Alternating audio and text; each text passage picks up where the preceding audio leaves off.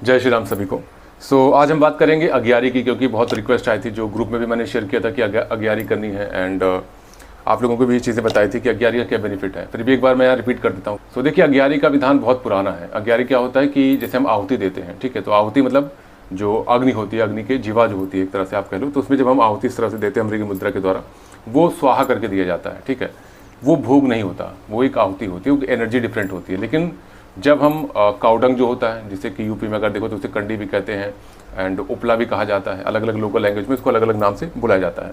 तो हम दो चीज़ों का प्रयोग करते हैं, या तो उपला होता है, ठीक है, जो कि प्रॉपर काउडंग अगर मिलता है तो बहुत अच्छी बात है।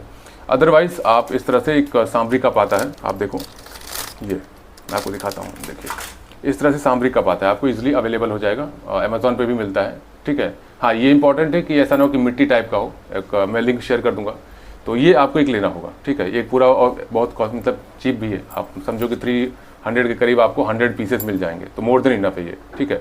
अब क्या होता है, इसका हमें करना कब होता है और क्या पद्धति है, बेनिफिट क्या है, उसकी बात करेंगे हम। तो ये होता है काउडंग का, और इसमें थोड़ा सा आई थिंक कुछ अलग मटेरियल भी होता है जिसके द्वारा ये बर्न होता है। लेकिन हाँ, काउडंग की क्वांटिटी ज़्यादा होती है और प्रॉपर जो रिफाइंड विधान होता है प्रॉपर पद्धति से उस तरह से बनाया जाता है।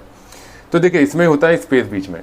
अब उपला क्या होता है, उपला को हम 70% बर्न करके, अगर जैसे आप उपला यूज़ करते हो, आप अगर विलेज में हो या फिर अवेलेबल है उपला, तो आप क्या करोगे, उससे 70% बर्न कर दोगे गैस पे, या कैसे भी शुद्ध होना चाहिए, बर्न करके फिर लाके इस तरह के एक आप रखो, जैसे कि ये है प्लेट है या फिर मिट्टी का जो आता है उस तरह आप रखोगे।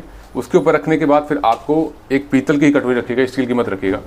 इस तरह से आपको गुड़ और घी, ये देखिए, गुड़ और घी का मिक्सचर बना लेना है, और कुछ नहीं, केवल गुड़ और घी। घी की क्वांटिटी बहुत अधिक मत रखिएगा, नॉर्मल ही रखनी है, क्योंकि अगर उपले जैसे उपला है तब तो ठीक है, बट अगर काउडंग है तो इसका मेक श्योर रखें कि बहुत ज़्यादा घी की क्वांटिटी ना हो, क्योंकि घी जब ज़्यादा रहेगा तो ये प्रॉपर बर्न नहीं हो पाता। कैसे होगा वो अभी मैं आपको दिखाता हूँ लाइव, ठीक है। तब इसमें करना क्या होता है, इसमें हम भोग देते हैं देवी देवताओं के लिए। अब कौन कौन से देवी देवता, सारे स्पेसिफिक जितने भी, जैसे आप आहुति देते हो 3-3, 4-4, उस तरह से नहीं होता। भोग में क्या होता है, आप एक एक बार सभी के लिए देंगे। जैसे कि सबसे पहले आपने गणेश जी के लिए दिया, आप क्या गणेश जी के लिए स्वाहा लगाएंगे उसमें, या कौन सा मंत्र आएगा, सिंपल विधान है, इसको कॉम्प्लिकेटेड मत करिएगा। आप थोड़ा सा लोगे, एकदम जैसे मटर का दाना जितना बड़ा होता है उसका हाफ, उतना आपको लेना है, और ओम श्री गणेशाय नमः करते हुए आप इसको बीच में रखेंगे, ठीक है। अब दो तरीके होते हैं, तो ओम श्री गणेशाय नमः आपने बोल दिया, फिर ओम सूर्याय नमः वहाँ रख दिया। सूर्य देवता के लिए भी इसका अग्यारी का विधान बहुत ही उत्तम माना जाता है, अगर ये मॉर्निंग में किया जाए। इवनिंग का विधान नहीं होता अग्यारी का, मॉर्निंग में ही करना होता है। अनटिल अनलेस अगर आप कोई लक्ष्मी जी का पूजन या फिर जो व्रत होता है वो डिफरेंट है, बट हाँ, जो अग्यारी होती है इस तरह की, वो मॉर्निंग में ही आपको करनी है, क्योंकि कुछ साधनाएं, कुछ पूजा, कुछ व्रत पद्धतियाँ होती हैं जो इवनिंग की होती हैं, वो डिफरेंट है, उस पर हम फिर कभी बात करेंगे। तो क्या है, मॉर्निंग में ही इसको अग्यारी की जाती है। अब जैसे आपने गणेश जी के लिए किया, ओम श्री गणेशाय नमः रख दिया, ठीक है। अब उसके बाद फिर आपने ओम, जैसे अगर गुरु है तो गुरु के लिए थोड़ा सा जो मंत्र आपको दिया गया है या फिर जो भी चीज़ें उन्होंने बताई है प्रदत्त, वो आप करोगे। एंड फिर अगर शिव जी के लिए ओम नमः शिवाय, ठीक है। एक तो ये मंत्रों के द्वारा आप थोड़ा थोड़ा रखते जाओ। कॉमनली क्या होता है, गणेश जी हो गए, गुरु हो गए, शिव जी हो गए, माँ लक्ष्मी हो गए, सूर्य देवता हो गए, एंड विष्णु जी हो गए, राम जी हो गए, हनुमान जी हो गए। तो इस क्रम में आपके जो भी देवी देवता हैं ये आप रखोगे। इस तरह आप रखिएगा कि पूरा भर ना जाए, ठीक है। ऐसा ना हो कि पूरी आप लिस्ट बना लो। मोस्टली जो होते हैं ये 5 देवी देवता प्लस जो अगर एक्स्ट्रा जो कि आपके लोकल देवी देवता होते हैं, नॉट पितरों के लिए यहाँ पर नहीं है, ठीक है। प्लीज़ ये मत करिएगा। जिनके घर में नेगेटिविटी नहीं है, जिनको लगता है कि हाँ पितर बहुत खुश हैं, आप कर सकते हो, लेकिन अगर आप मेक श्योर हो तभी। तो बेटर ये है कि आप हवन के टाइम पे इसका विधान जिस तरह मैंने बताया पितरों के लिए वो करना, अदरवाइज इसमें आप मत करना जब तक कि आपको कंफर्म ना हो कि कोई नेगेटिविटी या फिर कोई पितरी प्रेत योनि में ना हो, ठीक है। अगर प्रेत योनि में तो आपको हार्म करेगा, तो बेटर ये है कि आप उनके लिए ना ही दें अभी। उसका विधान डिफरेंट है, अमावस्या पूर्णिमा का होता है। आई होप आप लोग अगर व्हाट्सएप ग्रुप में जुड़े होंगे तो आपको उसकी PDF जल्दी ही शेयर होगी, क्या विधान है, क्या सामग्री, वो चीज़ें शेयर होंगी विद इन 2 और 3 डेज, ठीक है। अब क्या है, इसको आप लोगे, ठीक। अब इसको इस तरह से रखना है, देखिए मैं आपको दिखाता हूँ। देखिए, इस तरह से सिंपल विधान है। इसको इस पर रखा क्यों गया है, देखिए इस तरह से रहेगा ये कप, ठीक है। अब इसको मैं आपको लाइव दिखाता हूँ होता क्या है, आपको किस तरह देवी देवताओं के लिए देना होता है।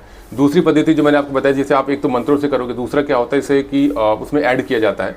सपोज करो आप कुलदेवी के लिए दे रहे हो, तो ओम कुलदेवे नमः, हे कुलदेवी भोग स्वीकार करें। ओम श्री गणेशाय नमः, हे गणेश देवता भोग स्वीकार करें। इस तरह से मैं आपको यहाँ दिखाता हूँ लाइव किस तरह से आप इसको जलाओगे, क्योंकि इसकी जलाने की पद्धति भी थोड़ी सी डिफरेंट है। सबसे पहले तो आप इसको जल से, आचमन का आप जल रख लें और जल से एक बार इस तरह से करें, ताकि ये प्रॉपर जो होता है कि हाँ प्रार्थना करके कि ये शुद्ध हो जाए। फिर आप अग्निदेव को यहाँ पर प्रज्वलित करके जलाएंगे। देखिए, पहले एक साइड में जलना चाहिए, क्योंकि अगर एक साइड ही जलेगा तो उससे क्या होगा कि फिर आपकी जो एक ही साइड जलते जलते वो डिसबैलेंस होता है थोड़ा सा। तो बेटर ये कि आपने ये देखिए एक साइड कर लिया, ठीक है। मोस्टली आपको इसमें 2 माचिस के तिलिए लगेंगे, मैचिक स्टिक लगेगा। एक साइड हो गया, दूसरी साइड ये देखिए। समटाइम्स एक तिली से भी हो जाता है, तो इसमें आप कंफ्यूज मत होइएगा। ये देखिए, अब देखिए इस तिली में एक चीज़ हो गई, दोनों साइड हो गया। अब यहाँ पर भी हम इसको जला सकते हैं थोड़ा सा। आप इस तरह से इसको बंद कर लीजिएगा। दोनों साइड काफ़ी है, 2 साइड अपोजिट अपोजिट रखेंगे काफ़ी है, मोर देन इनफ है, ठीक है। अब ये देखिए इस तरह से ये अग्नि से प्रज्वलित हो जाती है। आप अगर थोड़ा सा कम रहता है आप इसको ऐसे करो, ये देखिए, ठीक है। अब इसको आप आराम से इसे रखिए कि हाँ आपका हाथ जले ना, ठीक है। आपने इस तरह से किया, आप प्रणाम करो। आप अग्निदेव यहाँ पर आ चुके हैं, ठीक है। आपने इस तरह से दोबारा जल को गिराया, चारों तरफ प्रणाम किया और प्रार्थना की कि हे अग्नि देवता, जो भी ये भोग दिया जा रहा है उन देवी देवताओं तक इसको पहुँचाए। अगर हमसे कोई त्रुटि होती है हमें क्षमा करिएगा। फिर आपको इस तरह से जो भी पात्र आपके पास है जिसमें आपने बनाया है, इसको प्रॉपर मिक्स कर लीजिएगा।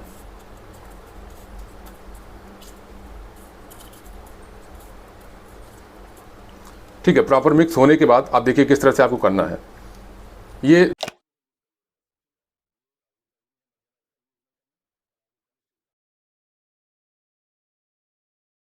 ओम श्री गणेशाय नमः। हे गणेश देवता, भोग स्वीकार कीजिए। ओम नमः शिवाय। हे शिव शंभु, भोग स्वीकार कीजिए।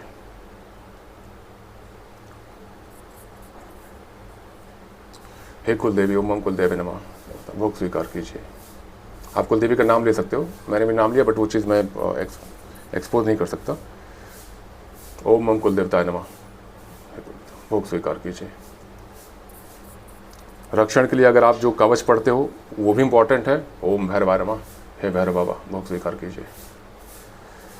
फिर आपको लक्ष्मी जी के लिए पढ़ना है। ओम श्रीम, हे माँ लक्ष्मी, भोग स्वीकार कीजिए। ओम राम रमाय नमः, हे राम जी, भोग स्वीकार कीजिए। हनुमान जी के लिए, हे हनुमान बाबा, भोग स्वीकार कीजिए। ओम हनुमान बाबा। सूर्य देवता के लिए आप कर लो। ओम सूर्य देवता नमः, भोग स्वीकार कीजिए। हे सूर्य देवता। दैट्स इट, इतना आपने कर दिया। अब ये है क्या, इसमें आप एडिशनल भी कर सकते हो, ठीक है। आपने एडिशनल किया, जैसे कि आप अगर कोई और देवी देवता है तो आप थोड़ा थोड़ा रखो और आप ये 1 या 2 बार करोगे तो क्वांटिटी आपको समझ में आ जाएगी कि कितनी क्वांटिटी आपको लेनी है, ठीक है। तो क्वांटिटी का आपको समझ में आ जाएगा कितनी क्वांटिटी लेनी है आप जब एक बार करोगे। अब इसमें आप अगर देखेंगे तो साइड में जहाँ पर 2 बार मैंने इसलिए आपको जलाने को बोला था, ये बहुत ही बारीक चीज़ है, आप ध्यान से देखिएगा। देखिए इसमें क्या है, इस साइड और इस साइड दोनों साइड जल रहा है ना। तो इससे क्या होगा कि ये प्रॉपर तरीके से होगा। अब जैसे आपने भोग दे दिया यहाँ पर, अब क्या करना है आपको, एक बार और जल चारों तरफ गिरा के प्रणाम करना है कि अगर कोई त्रुटि हुई हमें क्षमा करिएगा। इस भोग को स्वीकार कीजिए जिस भी देवी देवताओं के नाम से दिया गया है।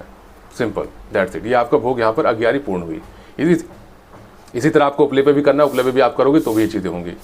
तो ये अग्यारी का विधान आपका यहाँ पूर्ण होता है। इसके अलावा कोई डाउट आपका होता है तो आप कमेंट में प्रश्न कर सकते हैं। बाकी ये कंप्लीट चीज़ें हैं, आपको सिंपल मंत्र ही पढ़ना है। इसको मैं एक बार क्लोज से भी दिखा देता हूँ किस तरह से होता है। ये देखिए इस तरह से प्रॉपर तरीके से स्मोक होगा।